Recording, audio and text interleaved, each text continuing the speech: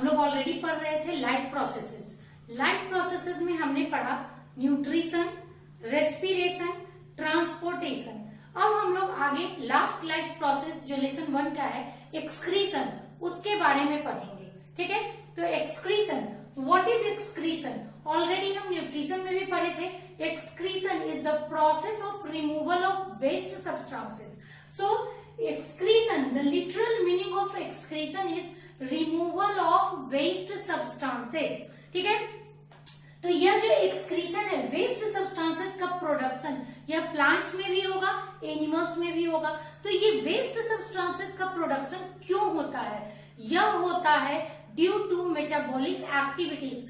जब भी metabolic activities होगा, जितना भी केमिकल रिएक्शंस बॉडी में होता है, उसे हम मेटाबॉलिज्म कहते हैं। And if they are expressed in terms of reaction, they are known as metabolic reactions.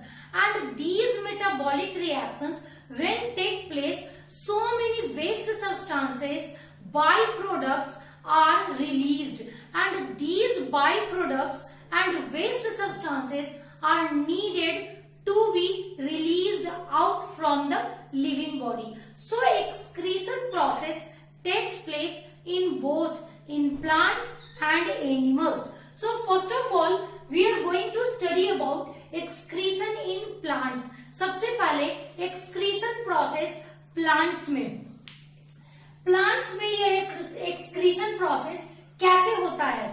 In plants excretion mainly takes place through stomata के थ्रू, स्टीम के थ्रू, स्टीम के पोर्स के थ्रू, लीफ के pores के through यह excretion process होता है। ठीक है, तो अब है प्लांट्स में यह जो वेस्ट सब्सटेंसेस है वह रिलीज आउट होता है in the form of solid, liquid और गैसेस। ठीक है, तो सबसे पहले सॉलिड वेस्ट के रूप में रिलीज होगा येलो लीफ। जितने भी सॉलिड वेस्ट सब्सटेंसेस हैं वह लीफ में जाकर स्टोर्ड होते हैं and in the form of yellow leaf they wither down, वह क्या होते हैं? सूखकर गिर जाते हैं। फिर ड्राई ब्रांचेस, वह भी उसके रूप में भी सॉलिड वेस्ट रिलीज आउट होता है। बार्क, स्टीम का हम देखते हैं जो अपर लेयर है वह छोड़ देता है, प्लांट से अलग हो जाता है धीरे धीरे। तो इस तरह से ये solid waste release out plant से अलग होता है, प्लांट से बाहर आता है। अब है लिक्विड वेस्ट। हम ऑलरेडी न्यूट्रिशन प्रोसेस में पढ़ चुके थे कि plants take water from soil.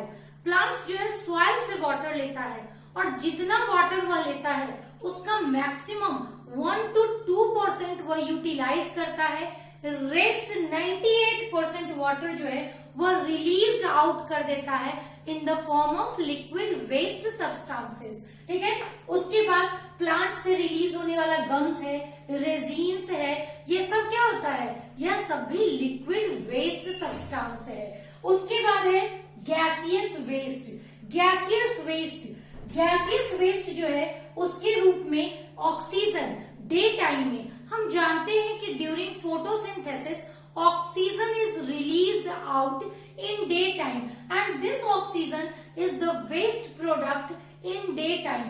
So oxygen is released out as gaseous waste in daytime and at night plants respire so that carbon dioxide is released as gaseous waste substances at night.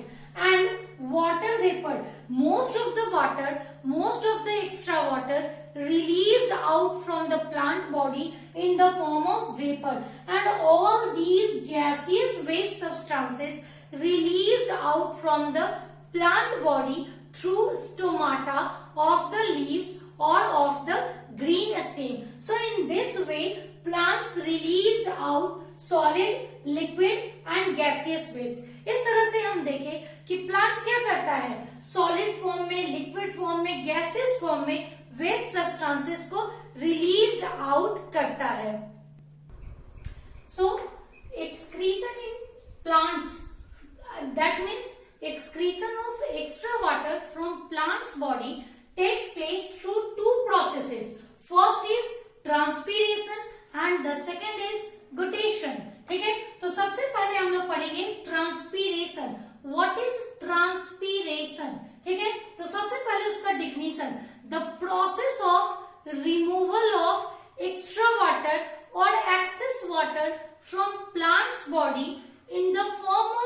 vapor through its green parts is known as transpiration. It means the process of removal of extra water in the form of vapor. Vapor के form में, भाप के form में extra water जो plants body का है, about 98% of absorbed water is released out in the form of vapor through green parts of plant which contains stomata.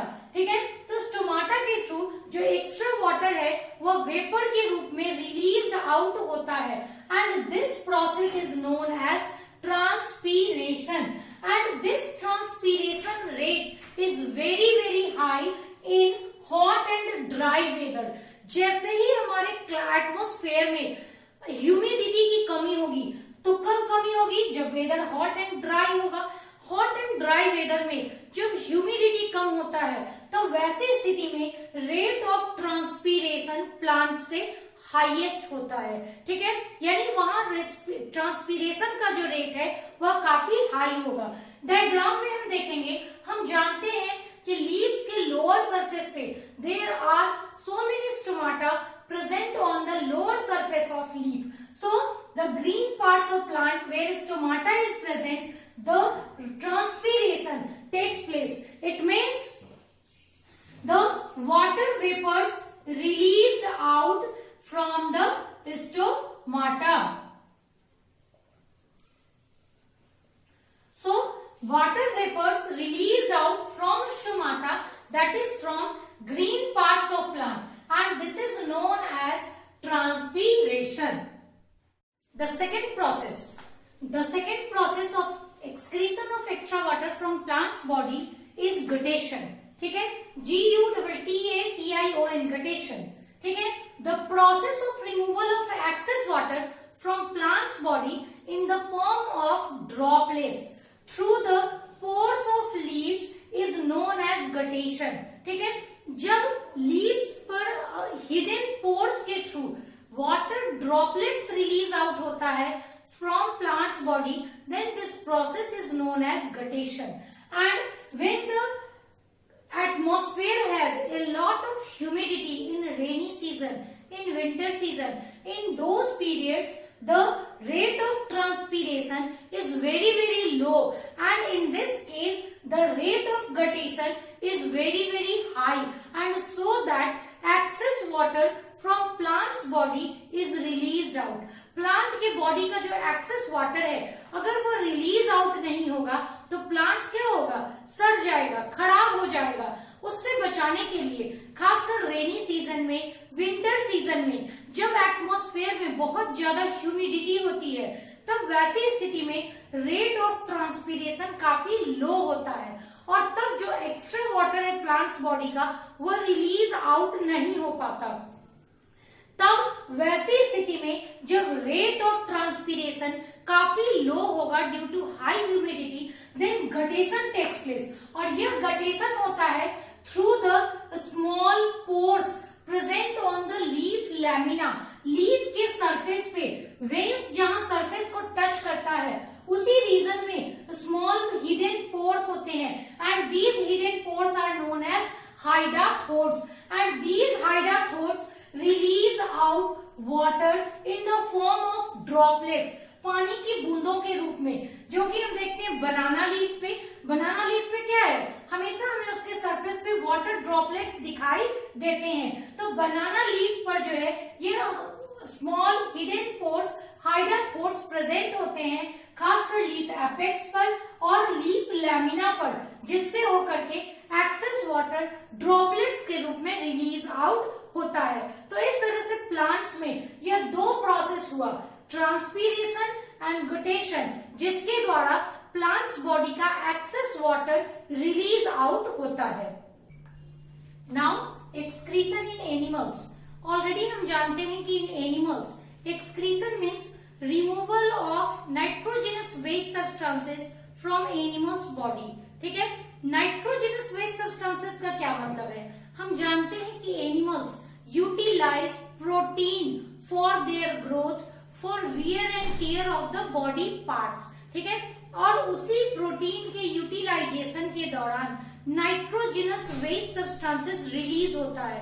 यह nitrogenous waste substances ammonia के रूप में होता है, यूरिया के रूप में होता है, यूरिक एसिड के रूप में होता है, और सबका मिक्सचर नाइट्रोजनस वेस्ट सब्सटेंस के रूप में रिलीज आउट होता है। सारे बॉडी सेल्स में प्रोटीन का यूटिलाइजेशन होता है, सारे बॉडी सेल्स में वह नाइट्रोजनस वेस्ट सब्सटेंस रिलीज होता है। ऑलरेडी हम लोग ब्लड के फंक्शन में पढ़े थे, it carries nitrogenous waste substances from whole body to the kidney, और जब ब्लड के साथ फ्लो में वह नाइट्रोजनस वेस्ट सब्सटेंसेस किडनी में पहुंचता है तो यहाँ उसका क्या होता है, यहाँ उसका एक्सक्रीशन होता है, यानी यहाँ किडनी में ब्लड का फिल्ट्रेशन होता है, जिसके फलस्वरूप नाइट्रोजनस वेस्ट सब्सटेंसेस जो है वह ब्लड से सेपरेट हो जाता है। तो यह तो होगा ब्लड कंटेनिंग एनिमल्स में, लेकिन बहुत सारे ऐसे लोअर इनवर्टिब्रेट्स होते हैं which does not have blood, ठीक है। So in lower invertebrates the excretion of nitrogenous waste substances takes place through their skin, through their cuticle और through their body cover, ठीक है। जितने भी लोअर इनवर्टिब्रेट्स हैं, स्पॉन्जेस हो गया, हाइड्रा हो गया, तुमको अर्थवर्म हो गया, इन सब में स्किन के थ्रू, उनके बॉडी कवर के थ्रू, क्यूटिकल के थ्रू यह एक्सक्रीशन प्रोसेस होता है। अब है in higher invertebrates and vertebrates. In higher invertebrates there is metanephridia, protonephridia etcetera present, and along with there is excretory system present, ठीक है।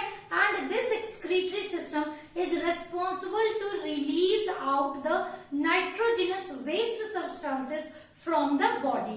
So in human being there is well developed excretory system present, and in the human excretory system there is one pair of kidney, and this one pair of kidney is present in our peritoneal cavity, as it is present behind in the peritoneal cavity। यह जो नीचे abdomen के दोनों ओर cavity है, इसे हम कहते हैं पेरिटोनियल कैविटी, और चूंकि यह पेरिटोनियल कैविटी में थोड़ा पीछे की ओर होता है, so kidney is known as retroperitoneal, यानी कि पेरिटोनियल कैविटी में यह पीछे की ओर होता है, और यह one pair of kidney present होता है, one on right side, other on the left side. So we say that right kidney and left kidney. Next is one pair of ureter. This one pair of ureter carries the nitrogenous waste substances from kidney in the form of urine, and there is also one pair of ureter present. One is right ureter, other is left ureter, and both the ureter opens into a big pouch-like structure which is known as urinary bladder। and this urinary bladder, यह जो urinary bladder है, यह क्या काम करता है, यह urine को रिसीव करने का काम करता है फ्रॉम यूरेटर, और जब इसमें यूरिन भर जाता है तब यूरेथ्रा के थ्रू यह यूरिन को रिलीज आउट कर देता है, ठीक है। तो यह हो गया हमारा ह्यूमन एक्सक्रीटरी सिस्टम, जिसका फर्स्ट पार्ट है किडनी। किडनी ऑलरेडी बताया, one pair of kidney present, right kidney, left kidney. अब सवाल उठता है कि आखिर यह किडनी कैसे नाइट्रोजनस वेस्ट सब्सटेंसेस को सेपरेट करता है। तो हमारे किडनी का जो फंक्शनल यूनिट है वह होता है नेफ्रॉन, और हमारे किडनी में, हर किडनी में about 89,000 to 1 lakh nephron present होते हैं, और यही नेफ्रॉन ब्लड को फिल्टर आउट करने का काम करता है, ठीक है। और जैसे ही ब्लड फिल्टर आउट हो गया, यूरिन के फॉर्म में वह nitrogenous waste substances urinary bladder में पहुंचता है, और यहां से यूरेथ्रा के थ्रू रिलीज आउट हो जाता है। तो अब हम लोग आगे चलते हैं और पढ़ते हैं structure of nephron and function of nephron. Excretion in animals already हम लोग पढ़ रहे थे, एक्सक्रीशन इन ह्यूमन बीइंग, ठीक है। तो अब यह जो एक्सक्रीशन प्रोसेस है ह्यूमन बीइंग में, वो किडनीज के थ्रू होता है, और क्या बताए, किडनी का जो स्ट्रक्चरल एंड फंक्शनल यूनिट है उसे हम कहते हैं नेफ्रॉन।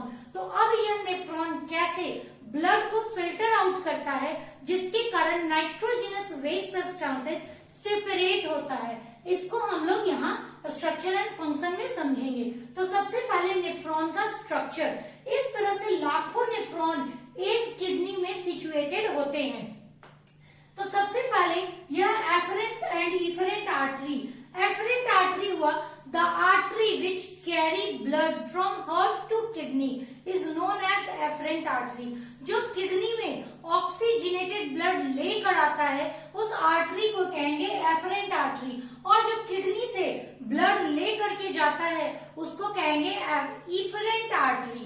ठीक है, तो एफरेंट एंड इफरेंट आर्टरीज हो गया। These two are the part of renal arteries। ठीक है, रीनल वर्ड जहां भी आया है इट मीन्स किडनी, जहां बताया थे पल्मोनरी वर्ड आया it means lungs, renal word kidney से रिलेटेड। तो renal artery which is of two types, afferent and efferent.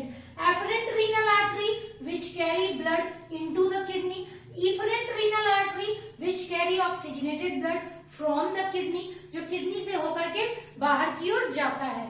अब जैसे ही ये एफरेंट आर्टरी ब्लड लेकर के ऑक्सीजनेटेड ब्लड लेकर के किडनी में आया, क्या क्या करता है, किडनी में ये बोमेन्स कैप्सूल है, एक हाफ कप लाइक स्ट्रक्चर है जिसमें यह एफरेंट आर्टरी गुच्छा बनाता है, एक नेटवर्क का फॉर्मेशन करता है ब्लड वेसल्स का, और उस नेटवर्क को हम कहते हैं glomerulus.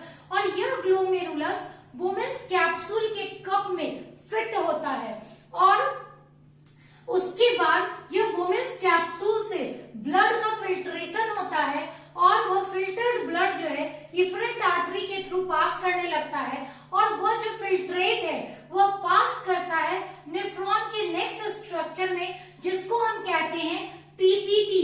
PCT means proximal convoluted tubules. This is structure of nephron and PCT. PCT is proximal convoluted tubules। ठीक है, और यह PCT से पास होते हुए वह फिल्ट्रेट कहाँ जाता है, ये यू-पिन शेप का स्ट्रक्चर होता है जिसे हम कहते हैं लूप ऑफ हेनले या हेनलेज लूप। इस हेनलेज लूप से पास होते हुए वह अल्ट्रा फिल्ट्रेट पहुंचता है डीसीटी में। ठीक है, डीसीटी यानी कि distal convoluted tubules.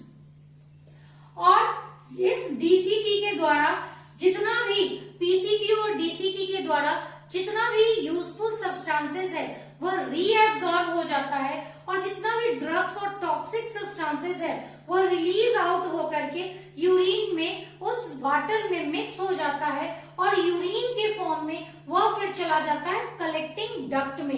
Collecting duct में बहुत सारे नेफ्रॉन ओपन होते हैं, और ये कलेक्टिंग डक्ट आपस में यूनाइट होकर के जाकर यूरेटर में ओपन होते हैं, और इस तरह से यह जो है ब्लड का फिल्ट्रेशन कंप्लीट होता है। तो हम फिर से देखते हैं, सबसे पहले यह बोमेन्स कैप्सूल एंड ग्लोमेरुलस जो ब्लड का नेटवर्क बनाते हैं ब्लड वेसल्स का, और यह सारे सब्सटेंसेस को, नाइट्रोजनस बेस्ड सब्सटेंसेस को, ब्लड को फिल्टर करने का, छानने का काम करता है, और वह जो अल्ट्रा फिल्ट्रेट है वह नेफ्रॉन से होकर पास करता है।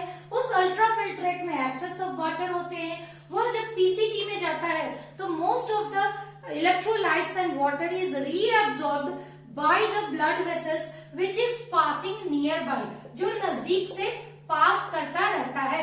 यह जो ब्लड वेसल्स है उसके साथ फिर सब्सटेंसेस का एक्सचेंज होता है। तो पीसीटी जो है, जितना भी ड्रग्स है, जब हम दवा लेते हैं तो देखते हो यूरिन का कलर चेंज हो जाता है, ज्यादा येलोइश हो जाता है। अगर हम कंटिन्यूअस कोई मेडिसिन लेते हैं तो वह जो ड्रग्स है, जो हम दवा लिए, वो सब जो है उसमें का टॉक्सिक सब्सटेंस पीसीटी के द्वारा उस अल्ट्रा फिल्ट्रेट में रिलीज कर दिया जाता है, जो कि यूरिन के रूप में बॉडी के बाहर रिलीज आउट हो जाता है। तो पीसीटी और DCT, proximal convoluted tubules and distal convoluted tubules along with glomerulus and Bowman's capsule, इस दोनों को हम एक साथ कहते हैं Malpighian tubules। ठीक है, तो यहाँ नहीं पढ़ना था 10th क्लास में, इसलिए नहीं बताया। यहाँ याद रखना है ग्लोमेरुलस एंड बोवेंस कैप्सूल, यह ब्लड को छाना, पीसीटी डीसीटी उस छने हुए अल्ट्राफिल्ट्रेट को यूरिन में कन्वर्ट किया और वह यूरिन कहाँ चला गया, कलेक्टिंग डक्ट में, यहाँ से होते हुए यूरेटर में चला जाता है। तो यह हो गया तुमको स्ट्रक्चर ऑफ नेफ्रॉन। अब हम लोग पढ़ेंगे function of nephron. Now function of nephron, अभी हम लोग स्ट्रक्चर ऑफ नेफ्रॉन देख लिए, अब function of nephron. Nephron function कैसे करेगा, तो नेफ्रॉन के फंक्शन में हम 3 प्रोसेसेस पढ़ेंगे। पहला अल्ट्राफिल्ट्रेशन, दूसरा ट्यूबुलर रीएब्जॉर्प्शन और तीसरा ट्यूबुलर सिक्रीशन। ठीक है, अल्ट्राफिल्ट्रेशन, अल्ट्रा मीन्स होता है एकदम महीन चीज, ठीक है, और फिल्ट्रेशन उसका छान देना, यानी महीन से महीन सब्सटेंस भी जो है वो इस ग्लोमेरुलस के द्वारा छान दिया जाएगा। तो यानी ब्लड में जितने भी सेल्यूलर कंपोनेंट्स हैं, जितने भी फूड न्यूट्रिएंट्स हैं, वो सब यहाँ ग्लोमेरुलस के द्वारा छन जाएगा। तब नेफ्रॉन के अंदर आएगा क्या, तो केवल H2O और प्लस सॉल्ट्स, जिसको हम कहेंगे इलेक्ट्रोलाइट। सॉल्ट चूंकि इसमें घुला हुआ है तो H2O और इलेक्ट्रोलाइट्स जो है वो डिसॉल्व फॉर्म में इसके अंदर चलाएगा। तो जो ब्लड का 99% ऑफ वाटर जो है वो यहाँ छन जाता है। केवल जो सेल्यूलर एलिमेंट है और जो इलेक्ट्रोलाइट्स है वह डिफरेंट आर्टरीज के द्वारा पास होने लगता है। अब ये सोचने की बात है कि जितना ब्लड यहाँ फिल्टर होता है उससे लगभग पूरे दिन में 180 लीटर वाटर जो है यह नेफ्रॉन, जो किडनीज का टोटल नेफ्रॉन है, वह फिल्टर आउट करता है। लेकिन पूरे दिन में एक हेल्दी ह्यूमन बीइंग जो है वह 1.5 से 2 लीटर यूरिन प्रोड्यूस करता है। तो रेस्ट वाटर क्या हुआ, 178 लीटर वाटर जो हुआ वह लगभग फिर से रीएब्सॉर्ब हो जाएगा by the blood vessels, because our body need water and this water is needed for all the processes. जितना भी मेटाबॉलिक एक्टिविटीज है उन सब के लिए वाटर की जरूरत होगी। अगर वो सारा वाटर यूरिन के फॉर्म में रिलीज आउट हो जाएगा तो व्यक्ति सरवाइव नहीं कर पाएगा। यहाँ जो है ग्लोमेरुलस पूरे वाटर को ब्लड से फिल्टर आउट कर देता है और वह अल्ट्राफिल्ट्रेट के रूप में यहाँ बोवेंस कैप्सूल से होते हुए पीसीटी यानी प्रॉक्सिमल कन्वोल्यूटेड ट्यूब्यूल्स में जाता है। और पीसीटी, यह जो प्रॉक्सिमल कन्वोल्यूटेड ट्यूब्यूल्स है, यह यहाँ से रीएब्सॉर्प्शन होता है वाटर का बाय द ब्लड वेसल्स। ये जो इफरेंट आर्टरी है वो पूरे नेफ्रॉन को कवर किए रहता है और यह जैसे जैसे नेफ्रॉन का ये पीसीटी हेनलेज लूप मूव कर रहा है उस तरह से यह जो इफरेंट आर्टरीज है ब्रांचेस के रूप में इन सब के साथ वह कोपअप रहता है और इसको हम कहते हैं वासा रेक्टा।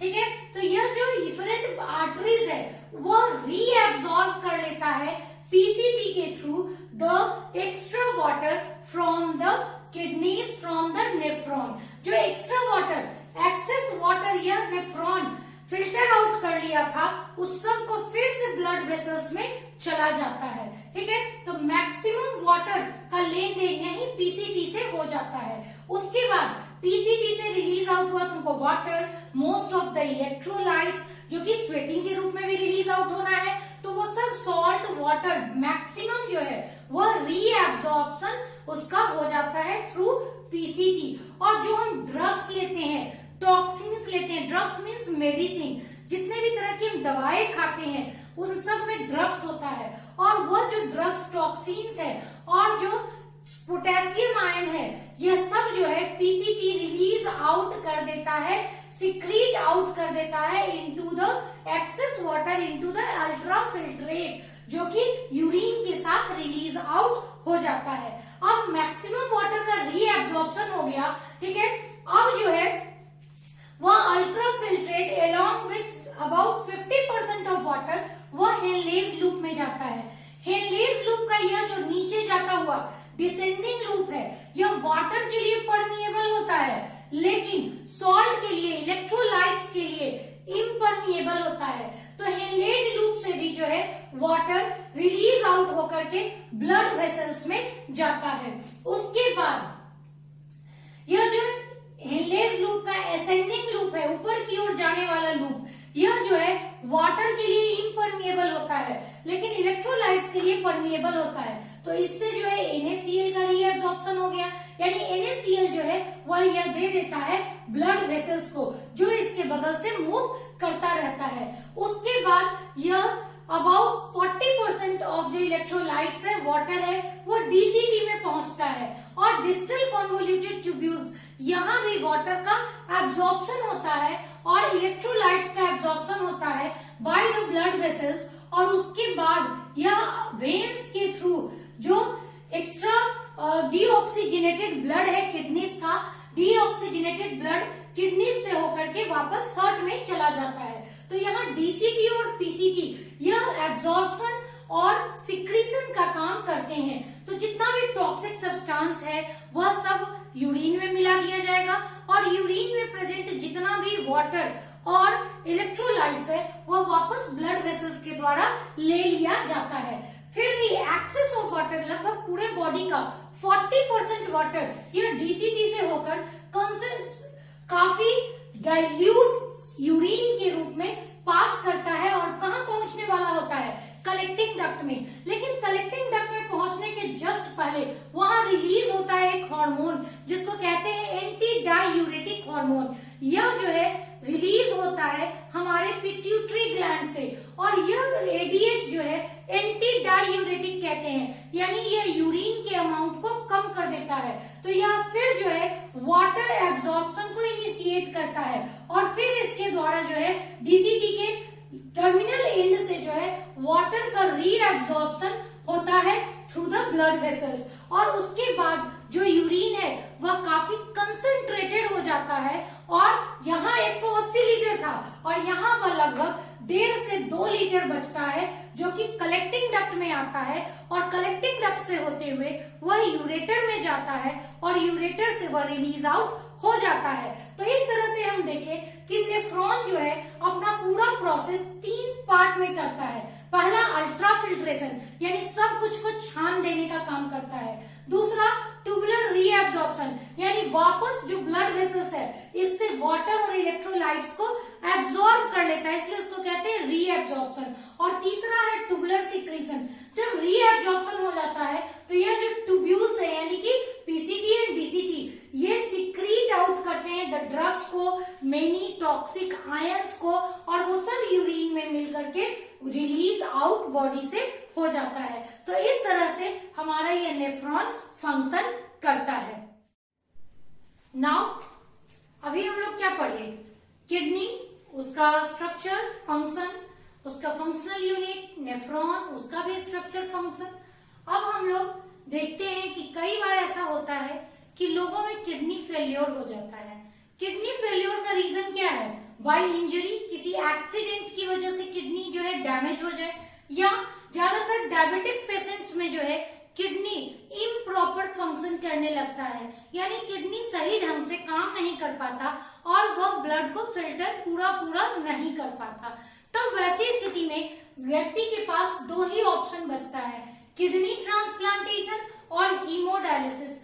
किडनी ट्रांसप्लांटेशन है कि अगर कोई डोनर अपना एक किडनी डोनेट कर दे, दान कर दे, तब वैसा व्यक्ति जिसका दोनों किडनी डैमेज हो गया है उसमें वह ट्रांसप्लांट कर दिया जाता है। लेकिन किडनी ट्रांसप्लांटेशन में या किसी भी ऑर्गन ट्रांसप्लांटेशन में सबसे बड़ा प्रॉब्लम होता है कि वह बॉडी के साथ जल्दी एडजस्ट नहीं होता, जल्दी मैच नहीं कर पाता। और मैच नहीं करने का रीजन है हमारे बॉडी में प्रेजेंट मेमोरी सेल्स, लिम्फोसाइट्स उसको फॉरेन सब्सटेंस के रूप में लेते हैं और हमेशा उस पर अटैक करते रहते हैं। वैसी स्थिति में काफी मुश्किल होती है ट्रांसप्लांटेड ऑर्गन को बॉडी के साथ एडजस्ट करना। तब दूसरा ऑप्शन बचता है हीमोडायलिसिस। हीमो हो गया blood and dialysis the artificial filtration of blood through the dialyzer machine outside the body is known as hemodialysis. ठीक है, यह हीमोडायलिसिस पेशेंट के कंडीशन के अनुसार वीकली, फोर्टनाइटली और मंथली किया जाता है। वीकली यानी सप्ताह में एक बार, फोर्टनाइटली यानी 14 दिनों पर एक बार, और मंथ में एक बार किया जाता है। यह पेशेंट के कंडीशन पर डिपेंड करता है। सपोज व्यक्ति बहुत ज्यादा डायबिटिक है और वैसी स्थिति में उसके बॉडी में नाइट्रोजनस वेस्ट सब्सटेंसेस बहुत ज्यादा रिलीज होते हैं, तब उसको वीक में 2 बार या 15 दिनों पर 2 बार यह हीमोडायलिसिस कराने की जरूरत पड़ती है। अब है कि यह हीमोडायलिसिस है क्या? The process of passing out of body blood through dialyzer to filter out blood and separation of nitrogenous waste is known as hemodialysis. यानी पूरे बॉडी के ब्लड को बॉडी के बाहर पूरा पास कराया जाता है डायलाइजर मशीन से, और वह डायलाइजर मशीन जो है वही काम करता है जो हमारे किडनी के नेफ्रॉन्स करते हैं, और वह dialyzer machine extra waste substances, nitrogenous waste substances को ब्लड से सेपरेट करता है, और उसी प्रोसेस को हम कहते हैं हीमोडायलिसिस। अब हीमोडायलिसिस होता कैसे है? हीमोडायलिसिस के लिए एक डायलाइजर मशीन होता है जिसके अंदर ट्यूबुलर पाइप्स लगे रहते हैं, और यह जो ट्यूबुलर पाइप्स है वो सेलफोन का बना होता है, और यह सेलोफोन से बने होने के कारण जो कि काफी मच सिमिलर होता है सेल्यूलोज का, ठीक है, और उसके कारण यह काफी थिन और इलास्टिक होता है। जब बॉडी के ब्लड को हम इससे होकर के पास कराते हैं तो इस डायलाइजर मशीन में जो है ऑलरेडी डाइल्यूट सॉल्यूशन प्रेजेंट होता है। डाइल्यूट सॉल्यूशन में वाटर के साथ सॉल्ट्स, ग्लूकोज घुले रहते हैं, और इस डायलाइजर मशीन का जो ऑस्मोटिक प्रेशर है वह बॉडी के ऑस्मोटिक प्रेशर के इक्विवेलेंट होता है, ठीक है। तो जैसे ही यह बॉडी का ब्लड इस डायलाइजर मशीन से पास करता है, इस ट्यूबुलर पाइप से होकर के पास करता है, यह ट्यूब्यूल्स के थ्रू डिफ्यूजन प्रोसेस के द्वारा जो एक्सेस इलेक्ट्रोलाइट है वो सब कहाँ चला जाता है? इस सॉल्यूशन में चला आता है, और सॉल्यूशन धीरे धीरे कंसंट्रेटेड होने लगता है। तब जो है हम ऊपर नीचे की ओर से इस कंसंट्रेटेड सॉल्यूशन को रिमूव करते हैं, और ऊपर से फ्रेश सॉल्यूशन को जो है फ्रेश डाइल्यूट सॉल्यूशन को इसमें डालते हैं, ठीक है। और इस तरह से जब पूरे बॉडी के ब्लड का यह नाइट्रोजनस वेस्ट सब्सटेंसेस इस सॉल्यूशन में चला जाता है, तब वो ब्लड जो है फ्रेश ब्लड यानी वैसा ब्लड जिसमें नाइट्रोजनस वेस्ट सब्सटेंसेस की मात्रा काफी कम हो जाती है, वो फिर वापस बॉडी में छोड़ दिया जाता है, ठीक है। इसी को हम कहते हैं हीमोडायलिसिस, और यह हीमोडायलिसिस प्रोसेस जो है डायलाइजर मशीन के थ्रू होता है, ठीक है। तो यह वैसे पेशेंट्स जिनमें किडनी प्रॉब्लम हो, किडनी प्रॉपर फंक्शन नहीं कर रहा हो, या किडनी डैमेज हो गया हो, उनमें यह हीमोडायलिसिस करते हैं। इस तरह से हम लोगों ने लाइफ प्रोसेसेस लेसन 1 का सारा लाइफ प्रोसेस पढ़ लिया। फर्स्ट पढ़ा nutrition in plants and animals, respiration in plants and in animals, then transportation of substances in plants and in animals, and today excretion in plants and animals. इस तरह से यहाँ हमारा lesson 1 that is life processes for standard 10 complete होता है। Hope आप लोगों को ये वीडियो पसंद आया होगा और आप लोग इससे बेनिफिटेड होंगे। सो इस तरह से फर्स्ट लेसन के बाद हम लोग नेक्स्ट वीडियो में लेसन 2 स्टार्ट करेंगे। Thank you.